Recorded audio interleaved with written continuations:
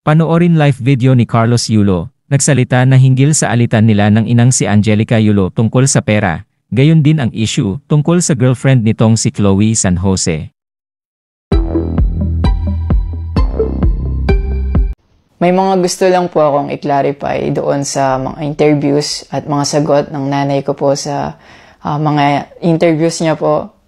Unang-una po yung 70K na incentives po na sinasabi niya from World Championships 2021 po. Unang-una po 2022 po yun.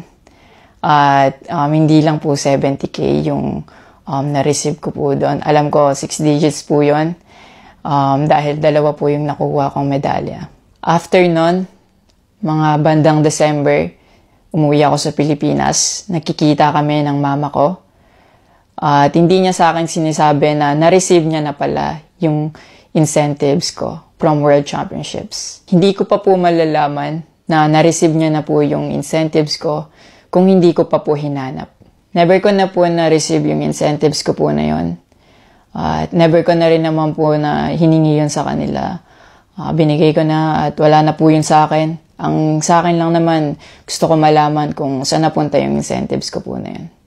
Yung principle po kasi dito wala po sa liit o laki ng amount po na incentives po na ginalaw niya, kundi po sa pagtago at paggalaw niya nang wala ko pong consent, yung pinapoint ko po sa kanya. At yung about sa red flag daw po si Chloe na sinabi ng mama ko, hinusgahan niya po agad si Chloe sa pananamit at sa pag-akto po niya.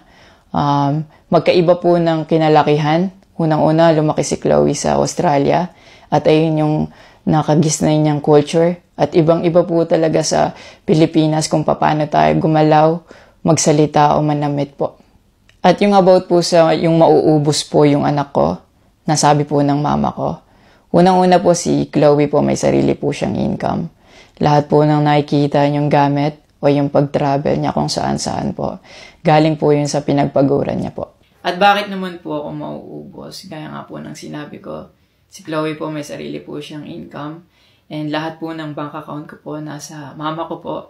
At may mga instances po talaga na si Chloe po yung sumasagot sa akin that time po. Bukod sa incentives po, nasa kanya din kasi yung bank account ko sa monthly allowances sa pag-gymnastics ko.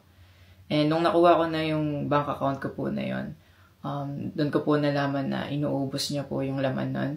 And nasa akin po yung mga bank statement ng withdrawal po na ginagawa niya po.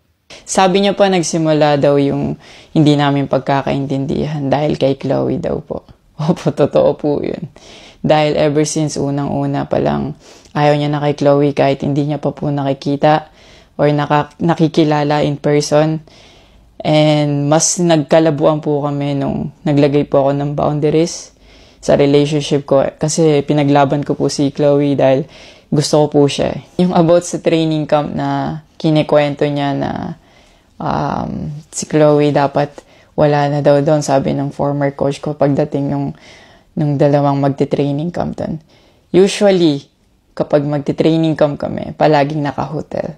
And miscommunicated yon na doon pala sila sa akin na mag-i-stay. Hindi rin totoo na pagpunta nila doon, nung dalawang bata, dapat wala na si Chloe kasi sabay-sabay silang pumunta doon. Actually, nagulat pa yung former coach ko kasi nandun si Chloe. Minelcome naman namin sila talaga. Nag-prepare kami para sa kanila. So, hindi ko alam kung bakit ganun yung mga sinasabi niya. At yung sinasabi niya po na yung dalawang bata po dahil si Chloe andun, yung nakabalandra daw yung puwet po. Bilang nakakatandang kapatid po, bilang boyfriend ni Chloe po, at bilang ate at kuya po, kami po aalagaan po namin sila. Hindi namin po gagawin yung mga iniisip niya na ganon ang dumi niya mag-isip at hindi appropriate yon para sa akin at disrespectful yon actually sa akin and kay Chloe po. Yung sinasabi niya na so dapat wala daw pong outsider or guest po doon sa apartment ko po. Di din po yung totoo kasi wala naman pong naka-indicate or nakalagay sa contract na bawal yung guest or outsider sa loob po ng apartment po. And actually, invited po si Chloe ng former coach ko from Japan nung SEA Games pa lang po sa Vietnam. So, sinabihan kami na invite mo na lang si Chloe sa Japan and dun kayo mag-hangout. Sabi niya pa na feeling niya daw nilalayo ako ni Chloe sa kanila. Unang-una po yun, months before nun, kasi uuwi ako parang 3 days yun. Sinabihan ko na sila na mag-i-spend time ako kay Chloe. Nagpunta kami sa Baguio. Sinama ko si Chloe. Nag-spend time kami.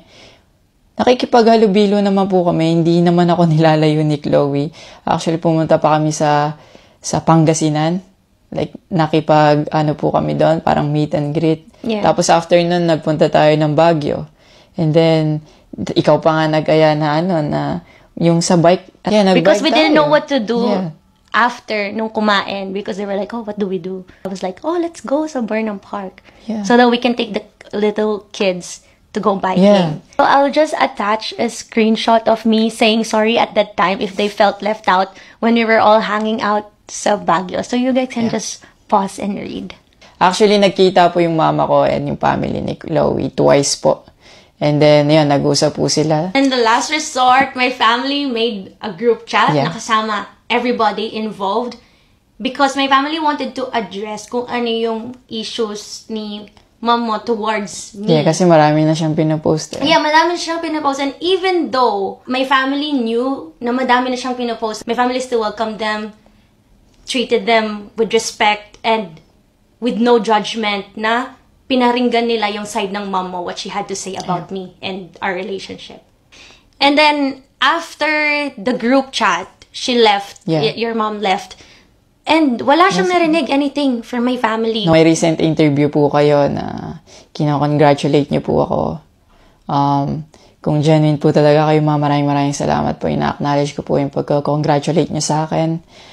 Pero nagpa-flashback pa rin po talaga yung masasakit yung sinabi sa akin at yung mga hindi nyo pag-wish well sa akin. Like, tumatatak po yan sa akin talaga. Ang message ko po sa inyo na mag-heal kayo, mag-move on, at napatawad ko na kayo long time ago po. Pinagpipray ko na maging safe kayo palagi at nasa maayos kayong kalagayan dyan lahat. Tigilan na po natin to at i-celebrate na lang po natin yung mga ginawa po ng paghihirap, pagsasakripisyo ng bawat atletang Pilipino dito sa Olympics.